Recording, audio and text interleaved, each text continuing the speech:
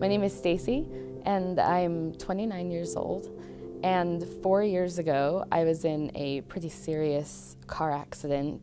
I was really lucky and walked away from that wreck with some minor injuries. Started going to the doctor with a backache, which progressed to legs, and got to the point where I was losing mobility and therefore was fired from my job.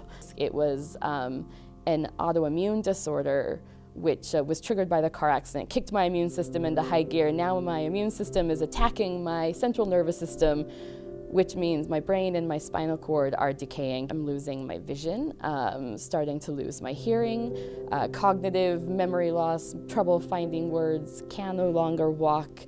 I have episodes of paralysis and loss of movement in my arms, extreme pain that goes on and on and on and on. So my symptoms have continued to progress, but my access to insurance and my access to healthcare has not gotten any better. Lost my insurance 3.5 years ago, have not qualified for Medicaid since then because A, disability Medicaid requires a documented diagnosis from a physician, which I cannot afford to get because I cannot afford doctor's appointments and scans in order to confirm exactly what is going on in my brain.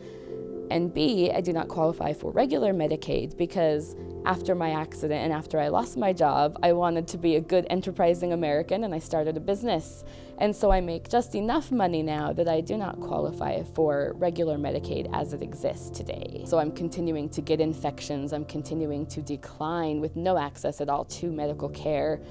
I have very few prescription medications because of the lack of diagnosis, but even those, very often I'm choosing between food or medicine.